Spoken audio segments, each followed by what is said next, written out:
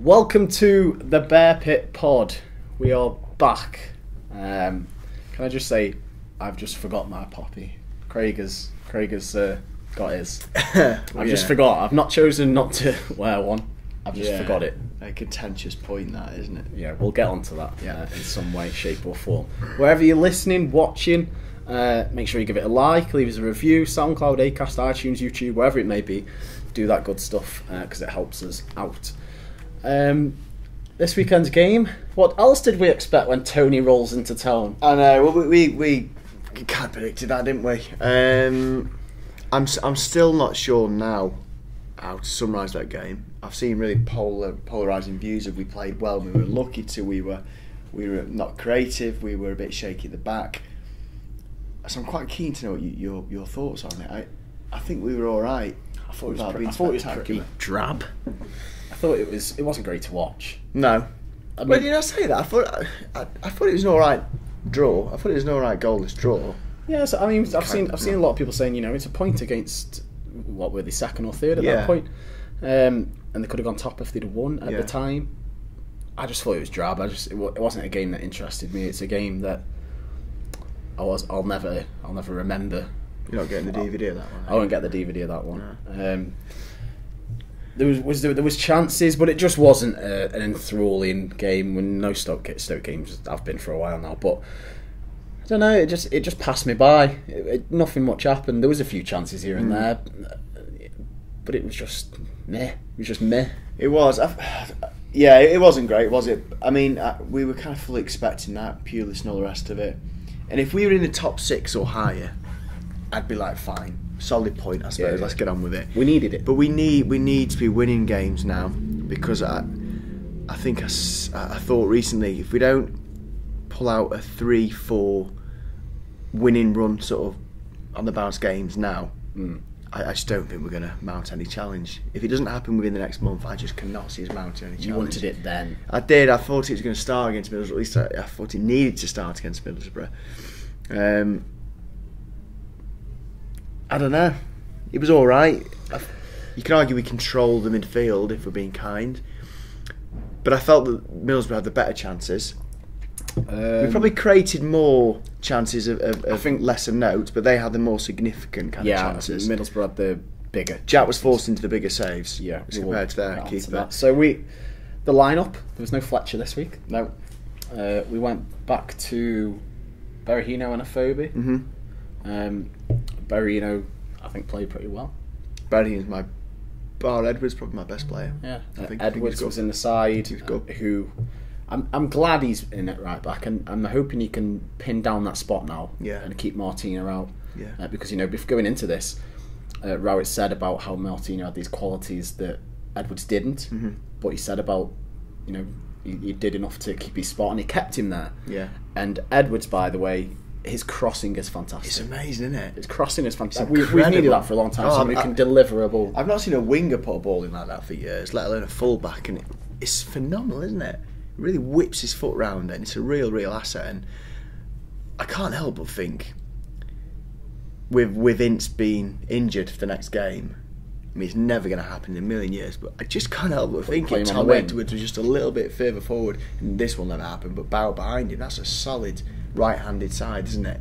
Never going to happen in a million years, but we need to get Edwards on crossing on dead balls now, because there's no one that I can see at the moment that's better at set pieces or delivering a ball than Edwards at this current stage.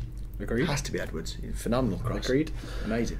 There were chances for us. I think all of our front 3 or front 4 had a chance at some point. Yeah. Like mini one-on-ones and angle sort of things. There's definitely chances to take the lead. There was also Shawcross's header attempt. Yeah, it wasn't too bad. But we can't say that there weren't chances there to take the lead or to capitalise against the Borough side. But they were all like, I mean, Afobe's chance was a bad touch that kind of took it out of his feet. Yeah. Berahino's was a mini angled one-on-one, but it was a good block. Shawcross is a looping header. We had no real clear chance, did we? If I'm going to sit in the negative side of the game and really analyse it, we didn't have a clear chance all game. We didn't create anything, did we? Not really. Really, it was solid without being spectacular. Agreed. That's all I can say about that performance. Solid without being spectacular. And then in the second half, again, there was a few chances here and there for both sides, but again, we called upon Jack, who has kept yet another clean sheet. Yeah. And he did that by stopping the one-on-one with Jordan Hugill. Yeah. Right towards the end. We're going to discuss how that one-on-one came about. Go into it, Craig. Ryan. Ryan's obviously not been playing this last month and a half or so, and for the first time in his Stoke City career, he's been dropped due to his performances as opposed to injury. And I really fear for Ryan's, I don't want to be overly dramatic and say Stoke career, but I just think, let's just say he looks a little bit stiff, didn't he? To say the least. He got turned like, he really got done, didn't he? He looks like an old player, an old centre-back there, and I don't know, Ryan's not necessarily done, but I can't help but think it's going the one way now. I can't see him starting again. If Peters is fit at the weekend, Ryan will not be starting.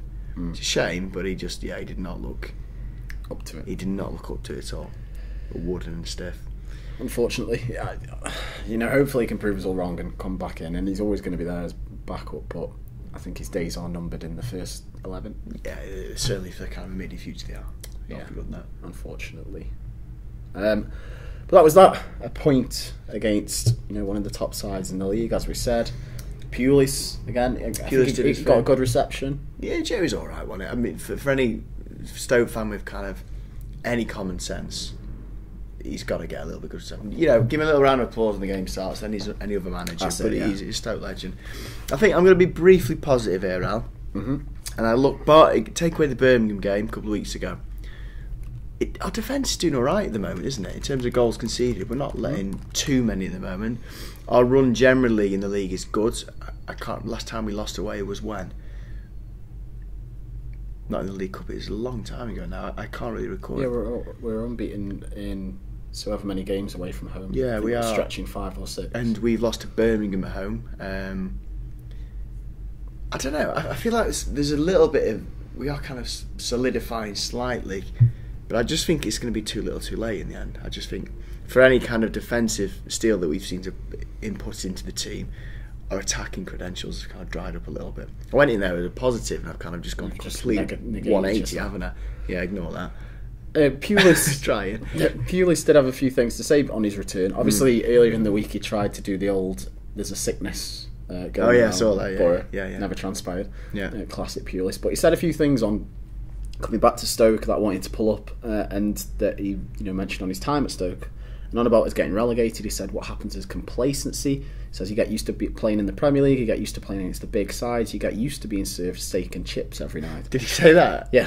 He said that one, didn't he? And it becomes a bit bland and not as tasty as when you were only getting it once a week. He says that's what happens. We're all human beings and we're all the same. Trying to maintain that togetherness and mentality where you need to be on it week in, week out over a long period of time can be difficult. Yeah. Loves the steak and chips thing, doesn't he? He loves that analogy, doesn't he? He said there's the disappointment is that you spent so much time there and put so many building blocks in place. If you look at the squad I put together, it was a real solid squad of players over a good group of players that was really dismantled over a period of time. He says it goes on to say that we never really replaced certain characters like Huth, Whelan, Walters, top characters, and they were top quality. I think he's spot on. You can't argue any of that. He warned us, didn't he, El Tony? He kind of warned us, and it's true. I remember going into, I think, Hughes' second or maybe his last season. I said on this podcast, losing Whelan and John Walters and Hoof and all them sort of players. I feared we were losing kind of like cornerstone of what made Stoke. I mean, that's it happened, didn't it? It really happened. Exactly that. Matty Everton. I always refer to that. Yeah. Matty Everton podcast because all of us were sat there sort of foreshadowing it. But yeah, he said exactly the same. It's spot on. And he said that we said that before it happened. It's spot on. And I said this on the podcast last season around maybe this time, and you could argue this point, but I remember saying I would have rather have lost Shaqiri and Glenn Whelan, which some people will say was a load of rubbish. He scored a few goals last season, but I think I stand by that point still, because I think ultimately I would have rather seen Glenn Whelan in a relegation battle than Shaqiri, and I stand by that point still. And I think we just lost the characters, and I'm going to point my finger right at Hughes there. He should have seen that coming. He should have seen that coming. I think it was blindingly obvious, and he really ballsed it up. So I'm glad he's going tits up for him in Southampton at the moment. I am, because he really ballsed it up. On that note as well, he got spanked 6-1 this weekend with the Lovely. Southampton side. He was going for his PB 7-2. Yeah. We kind of didn't it aggregate wise. It was the same, wasn't it? So yeah, you could look at it that way. I'd say matched it to me. Well played, Easy. Well done. I think I've got that not horrible feeling, but I've got that feeling that Marky's going to do exactly the same with Southampton, get them relegated but leave just before and jump ship and end up probably keep someone else up and just do that forever. Yeah. Just keep jumping shit like a rat. Yeah. Anyway, who was our best performer at the weekend? I'm going to go with Ed. I'm going to go with Berahino. I think Edwards is probably a match for Berahino, but I've been banging the side of the drum for a little while now. I think he's really starting to look a cut above the rest of the players on the pitch at the moment. I always assume when he did get going, Berahino, he would be this goal poacher, this sort of thing. And admittedly, he scored 3, and he's by no means clicking into gear there. But he's doing the hard yards. Yeah, what I'm really surprised at, he's not even just the hard yards, he's a really good footballer. Because sometimes you get kind of strikers that aren't necessarily good footballers, but they just score goals. He's actually a really smart, technical footballer, and I didn't know that existed within him. No one did. I'm pleasantly surprised. Well, no, yeah, but I'm pleasantly surprised. I think he's got to start up front, right up front next game. Next game, I think he was our best player. Even Edwards. Okay, I'll go Edwards just to mix it up. Yeah, mix it up. Keep it fresh. Worst. Worst. Ryan wasn't great, was he? No. I think Afobe was poor again. I've seen a few people say that. Yeah, which I'm still good about, because I still think he's good, very good, but he's not having a good time at the moment. I think he needs to be dropped or rested. But I'm going to have to go. I always say it reluctantly because he's a legend. I'm going to have to go with Ryan. He wasn't great, was he? Again, I'll say Afobe just for difference. So man of the match, I'm guessing we're going with the best player that we said. Yours is Berahino. Mine is Edwards. That's solved. With a little special mention to Jack as well. We're pulling out some good saves. Of course, another clean sheet. Back-to-back clean sheets. We also want to say a thanks to everyone who clapped on the 38th minute. Yeah. For Russell Powell. Yeah. Also known as Rainman, Stato.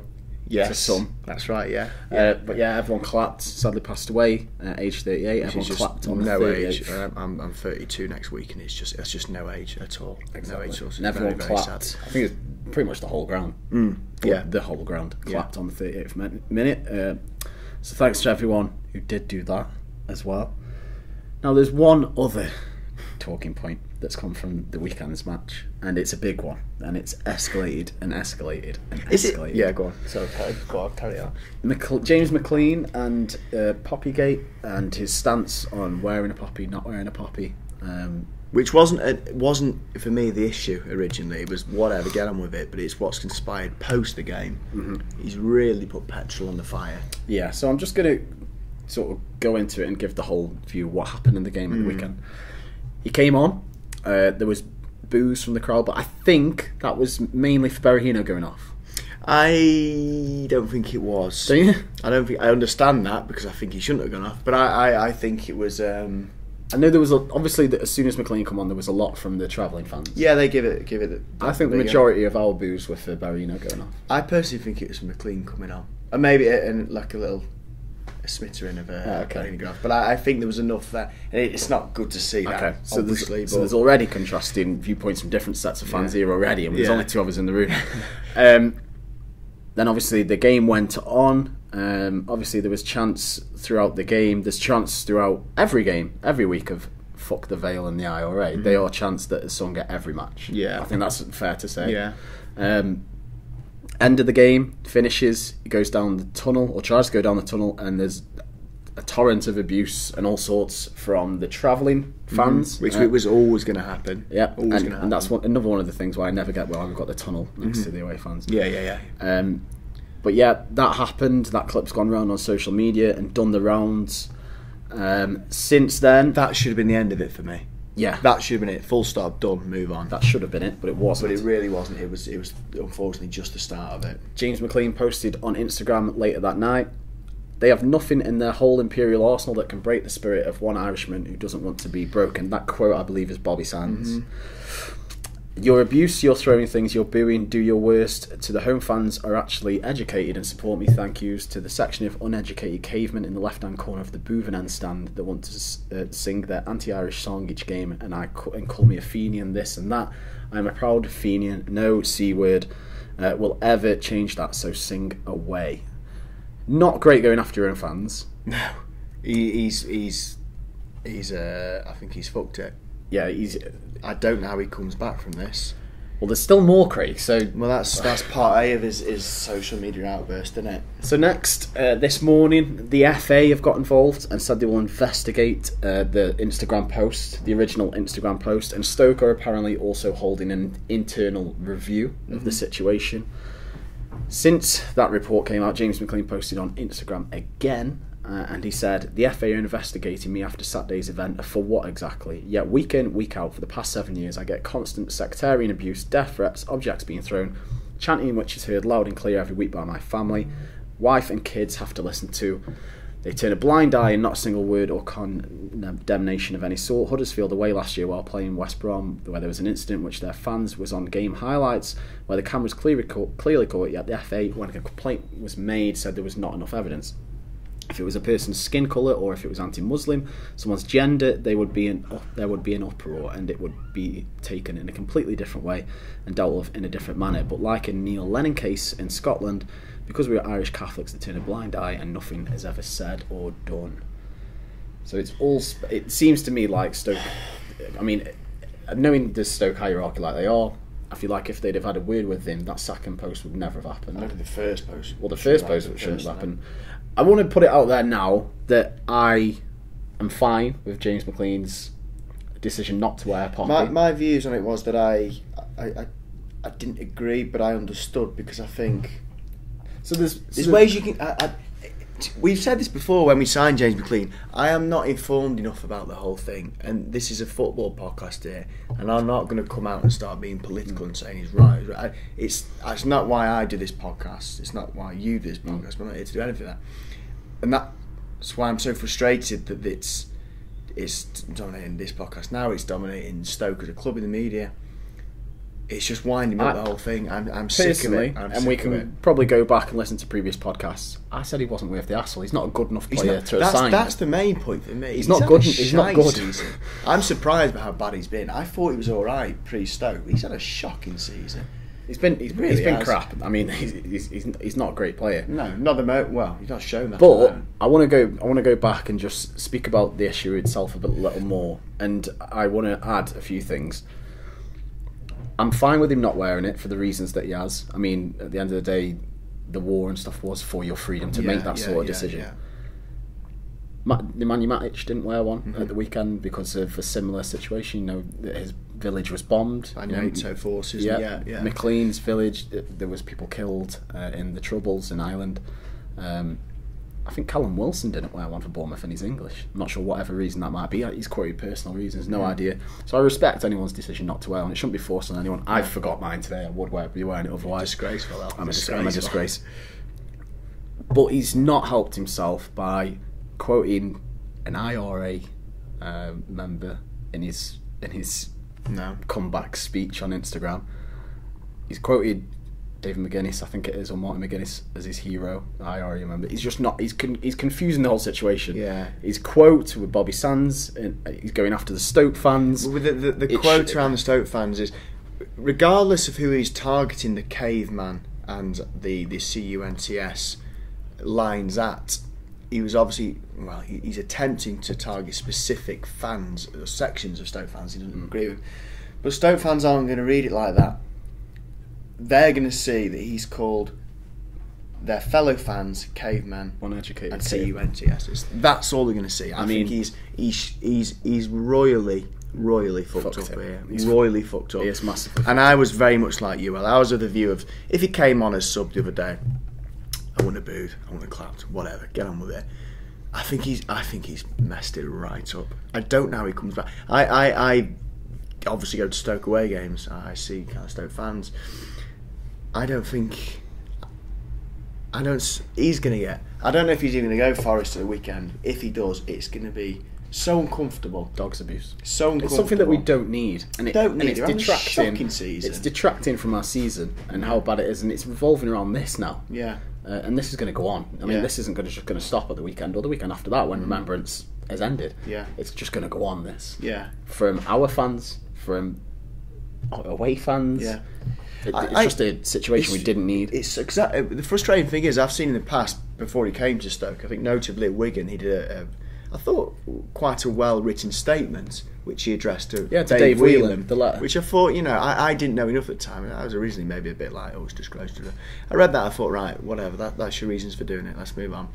And I thought it was going down the path, it was becoming more and more of a subdued issue as the years went on. And I don't know whether it's because he's at Stoke now, but it seems to have flared up. I don't know outside of Stoke if it's viewed with the same sort of attention as we're seeing. No, I'm not it sure. is. It definitely is. Is it? I think it wasn't helped either by Stoke putting a statement out midweek. I think they could have just left it. They didn't need to say anything. Everyone knows his stance. Everyone knows he's not going to wear one. Why even raise the matter again? I don't know. I think the best example is you look at Matic. How under the radar that one went, and Wilson as well. It went. I didn't even know they didn't. Yeah. I saw they didn't. I was a bit like, that was it. Moved on. That's how it should be. But it should be James McClean isn't helping himself. He is not helped with all these social media posts. You don't call your fans, even if it's not directed at the majority. You do not call your own fans that indirectly pay your wages. And what's he going to be on? 15, 20? It's a lot of money. You do not call your fans cavemen. I don't care who he's directing it at. You don't do it. Just don't do it. I don't know how he comes back from this. Well, we're yet to see. Obviously, we're recording this for anyone who might be watching it at a later date on the Monday night. The latest, I believe, unless something happens while we're on the podcast, is his second post, where he's said about previous incidents he's had. It's because he's Irish, that, like the Neil Lennon case, Irish Catholic, that this isn't being given the attention it should. Anyway. I mean, if he feels that, that there's been, in his opinion, genuine kind of racism directed towards, Catholic Irish or whatever, that is naturally kind of not on, obviously. And if the FA aren't doing enough, that's also not on. And, that's fine. But he's just gone about it the completely wrong way. Completely the wrong way. I think our bottom line on this podcast is that we respect his views. We get why he doesn't wear one. That should have been it, full stop. And that was it. And he's just not helped himself now. It's all boiled over his cool fans, idiots. It's just a heated issue. Well, I keep referring to the Matic, because Matic did put a statement out himself. And rather reading Matic's statements, I think it was elegant, it's well put. It was said about how he respected other people that have lost people in the war. You kind of understand it a little bit. That was how this should have been handled, and it's just not there. But the frustrating thing is, again, this is a football podcast. I'm not a politician now. Neither of us are. Neither of us are, and I don't know enough to even step into this kind of this realm of politics, because I know how complicated it is, and I feel like it's almost it's forcing Stoke as a club and the fans to react to this thing, which is not fair. I don't think it's fair. No, I don't know. What a mess. Big mess. And he's having a shocker of a season. Let's quickly go back to the football. He's having a bad season, isn't he? Before we do leave, and he is having a bad really season. Is, I mean, I don't know why we signed him. I said I didn't want to sign him because of his ability, not because of this issue. I did want him originally because I despite all what it might bring, I thought he was exactly what we needed, because I thought we've had a soft underbelly for the past 18 months. I thought one thing he has got is that real hard working ethic, that grit, that determination. I thought that's exactly what we needed. And I still do think we need that. But he's just been too inconsistent to bring that to the table. I'm surprised the club signed him on how hard the club goes on remembrance and activities around that. We had fucking tanks outside the ground. Yeah. I saw more social media posts this weekend with remembrance stuff than I've ever seen on the channels. Yeah, we really do go hard on it, yeah, which makes me think again, who sanctioned this signing if they, really stand up for that sort of thing, and they really want everyone to. I don't know. It's a real join in. And let's face it. If your manager comes to you and said, "Oh, fancy getting James McClean," and if there's a chairman, you're like, I saw one rumour, and I can't remember where I saw it, and I don't know how true it is whatsoever. I might be talking out my arse. I'm not saying it's true. That it was sanctioned by Rowett himself, who went to John Coates, and Tony Scholes actually didn't want him. Yeah, I think I saw that as well. Could be bollocks, but I don't know. I don't know. And then you look at Rowett, don't you? Exactly. One other thing before we leave this, is Shaqiri is playing for Liverpool against Red Star Belgrade in the Champions League tomorrow. Yeah, he's been left out the squad. Totally. I saw that. To avoid any issues, and so Liverpool can concentrate on the game. He's got Albanian descent, heritage. We have done that. I think we should do it next week. or this week rather, at Forest. You think? I didn't think we should have done it, the other day, if I'm honest, because I thought the issue was dwindling within the media spotlight. You were wrong. Obviously not. Well, I'd say obviously not. It may have done, but McClean's obviously not helping that. But I don't think it's worth it against Forest. Just leave him out. It's just not worth it. I'm weirdly dreading the game if he's in the squad, because I'm going to feel uncomfortable despite what's happened. I'm going to feel uncomfortable stood in a stand full of 2,500 odd Stokies, because I know what's coming if he's in the squad. It's going to be horrible, and I don't like the thought of being in a stand of Stokies going at a Stoke player, right or wrong. I just don't, and I know it's coming. I think we should leave him out of the squad 100% against Forest. 100%. I think it'd be daft if we don't. Extremely daft, and I'm kind of looking on with dreaded kind of whatever. Yeah, I probably would leave him out. So there we go. But that is our lot on Poppygate. I'm sick of talking about Poppies now. I'm sick of posting about them. I'm sick of seeing arguing about them. The known thing is, now I think that's a true meaning of them. It means something different to everyone. That's what I mean. It's been lost in all the arguing about it. I grew up purely with the knowledge that Poppies were. I think I'm wrong in hindsight. I always just assumed it's World War I, World War II, and I am wrong. I think it's for all wars and all that. But that's what I grew up thinking of, or if I was taught it was. Because Poppies obviously from World War I and all that sort of stuff. And I only have to think about that for 2 minutes to know what certain people went through to make sure we had this sort of freedom. And it's frustrating that it's getting overshadowed by stuff. I don't know where to go with it anyway. Anyway, we got any more footy chat? Yeah, we have. Leicester, I thought they were worth a mention. Won at the weekend to, sort of not put behind, but to dedicate a win to their owner who passed away. It got booked for the revealing a message on the shirt. I mean, the ref's following the rules, and there's nothing he can do about it. He can't win, that ref. He literally can't win. Because he's going to get bothered by his bosses, or be like slaughtered in the fans. Yeah, he can't win. There's nothing he could do, but it was good to see that. They all flew across to the funeral the day after straight away, I believe. That's 2 days for you, I think. It was today as well. So it was good to see that at the weekend. Another thing that has happened in the news recently is, I don't know if you've seen this, Craig, but some football leaks. There's been all these leaked emails, documents about FFP and all sorts, but one of them was that some of the top clubs in the Premier League looking at break away the Super League. Oh yeah, brilliant. The sooner the better. Just get rid of them. Yeah, it's like bollocks there. Get rid of them. Make a Super League, then we can maybe, who knows, maybe we can win something of significance in the English game. Get into the Europa League, the third Europa League, whatever it is. And I think within this kind of Super League, the small print, there was talk of the founding members, PSG founding members. I am having a PSG here. What's their heritage in football, really? I'm not saying they're a shitty club around, but they've done bugger all historically compared to certain teams. Do you know what I mean? Founding members, my arse. It's more like those who've got the most money. We're a founding member. We're one of the oldest clubs. We've got. Get us in there. Well, you know what I mean? The PSG. It's who's got the most money. Founding members, my arse. Anyway, yeah, but founding members can't be relegated. So we're saying let them go. Just piss off, spend your money, and then we can maybe get back to real football. Let's go on to the people's questions. Hopefully these can line us up. We won't answer any. No. We've done that. We've done that. Yeah. Stephen Johnston says, which ex-Stoke manager would you have in his prime as Stoke manager now? I mean, within my lifetime, it's got to be Chris Kamara, hasn't it? He's a belter of a manager. He won 1 in 13, which I think is quite good. Yes, jokes aside, it's got to be Tone on it. Yeah, I think so. Simon. I love that. So for those that are listening or watching from it, you can't see this, but I think we said no more James McClean questions. And there's a huge. Someone's posted a question with. Well, it's not James McClean, but like a picture of someone who looks like him. Bloody hell. No more. Simon George, you're on death row. What's your starter, main course, and dessert? Nice. Starter is. Well, my main's fajitas. I know that. Yeah. I'm going to go nachos. I just love Mexican, don't I? Yeah. Dessert, I don't really do. I don't do sweet things. So cheese board. I hate cheese boards. I don't like cheese board. Starter would be a garlic mushrooms in batter. Oh yeah. I don't know what the collective name for that dish is, but that thing, whatever it is. I've gone back and forth for years. My favourite meal in the world is, and now I conclude at 32, my favourite meal is fish and chips and mushy peas. it's the winner. And for dessert, I will go with Millionaire Shortbread. Oh, bit of cream on it. That's a good shout.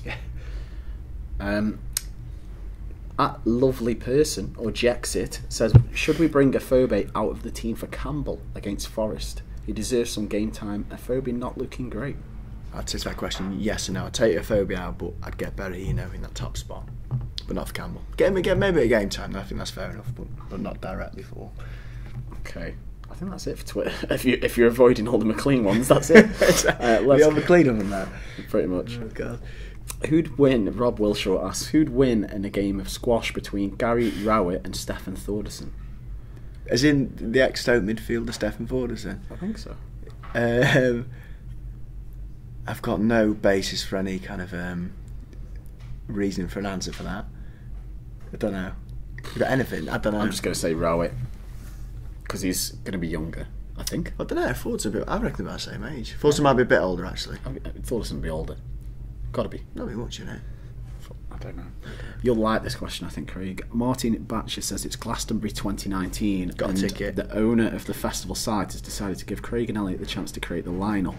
Whose headlines on Friday, Saturday, and Sunday? That's so weird. That was. I don't know. And he actually says, "Oh, you're going to Glastonbury?" I am actually. I got Craig tickets. I got tickets, so I'm very excited. Lucky bastard. That's so weird. That I was pondering that exact question today.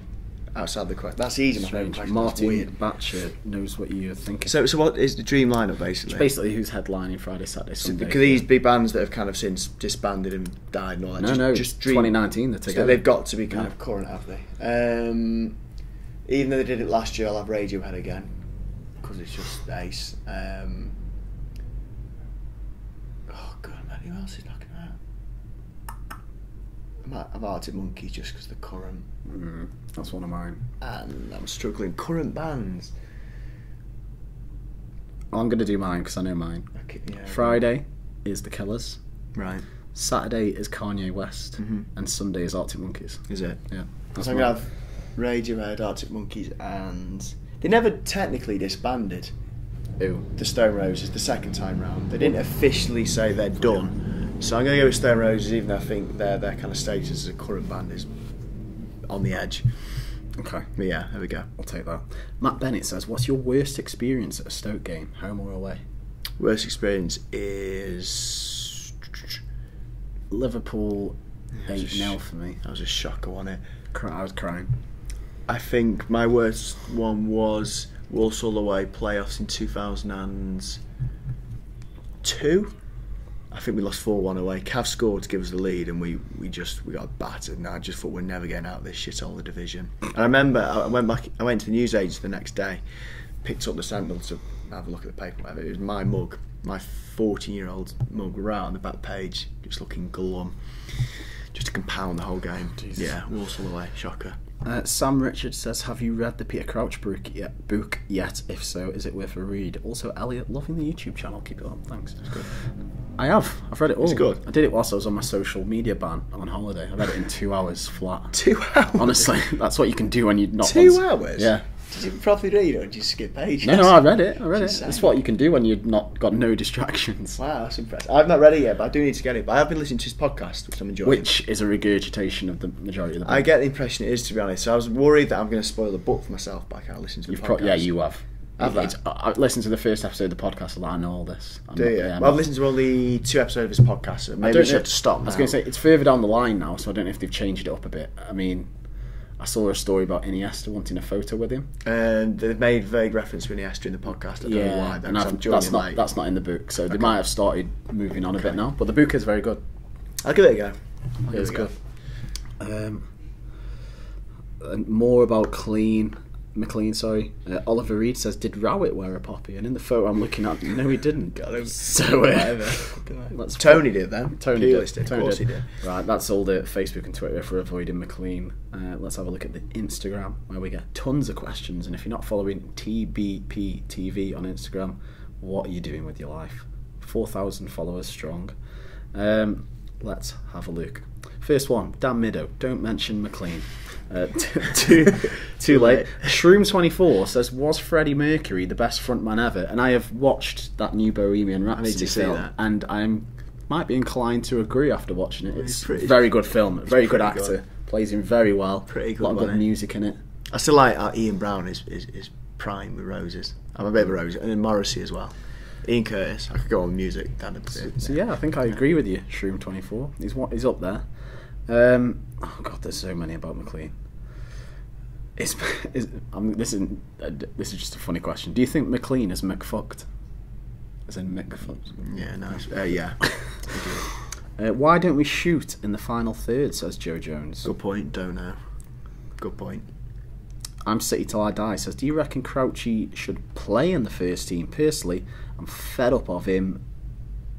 I can't see the rest of the question for some reason. I'm gonna assume fed up doing media stuff. Do you reckon it's that? Maybe. Yeah, doing this podcast. I do think Crouchy should feature more. Because when he came on the other day, I thought he was great. Not great, that's ridiculous, but I think he changed it slightly. Mr. Tambo Mambo, great name. Mm-hmm.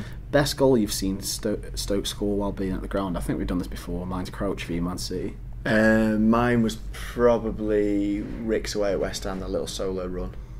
That was immense. Loved it. Jacob Grattage says, have you played Red Dead Redemption 2 yet? No. Yes, you say I have. I should. And you should be watching Elliot Hackney on YouTube or Twitch, where I've been streaming it. We'll be doing one on Wednesday or Thursday, I think. Is it good? Oh, so good. Yeah. I'm not completely gripped. Like, I aren't playing it every spare minute I've got, but I'm dipping in and out and I'm really enjoying it. Okay. Keeping my horse Gerald alive. Gerald the second, because I killed first Gerald. Let's have a look. Is there any more? McClean. Who would win a Stoke City Royal Rumble? That's from Luke Menton. Ashley Williams, I reckon. Yeah, that's good. I think Woodsy'd be alright. I think he looks quite a little tough nut. Not the biggest guy, I think he'd be quite... No, Woods isn't winning a Royal Rumble. I think he looks quite aggressive, Woods. I think he'd be alright. A bit of an underdog. Shawcross, I'm saying. He's too wooden now. I don't think he'd have the flexibility anymore. So we're going Ashley Williams. Yeah, No, I'm saying Bruno, actually. Do you reckon? Yeah. Death stare. I think he's got the psycho streak in him, hasn't he? Yeah, 100%. Yeah. Lastly, Dan Ward 1999. How many goals will Sir Hackney score at the Wembley Cup? I'm going to score all the goals. I'm going at the Wembley Cup. Oh, do you want a ticket? I've got one. You've got one? Yeah, Jay's got me one. Oh, there you go. So I'll be there to watch you. Thanks. Watch me score at Wembley in front of thousands. Yeah. Millions watching at home. Yeah. Hopefully. Hopefully. Right, lastly, Forest away. We are going to win that game. Forest are slowly picking up points. You know, they're creeping up the It's table. fine. We're going to win that game. Fine. I mean, it means nothing. My predictions, they're usually Good wrong. away day, Forest. Yeah, I'm excited. I've not been Forest for years and years and years and years. I think last time I went Forest, I think it was Clive Clark or some Stoke player got sent off after the full-time whistle. If someone could confirm who that was, that'd be great. I think it was Clark, because somebody got sent off after the 90 minutes. But we're going to win it. Because we have to win it. Must win. We have to win. A Craig Beresford must win special. Not quite, but I mean, this season is flopping to a really kind of anticlimactic peak at the moment, so we have to win that. So thus I'm going to say we are going to win that. I say I'm going to go. I'm no going to go confidence. 2-1. Nice. Hopefully. Sider's going to score as well. Right, we'll leave it there. We're going to win at the weekend. Mm-hmm. That has been the Bear Pit Podcast. Make sure to like, subscribe, give us a review. Acast, iTunes, Podcast, SoundCloud, yeah. YouTube, all those things. And we'll see you next week. Bye-bye.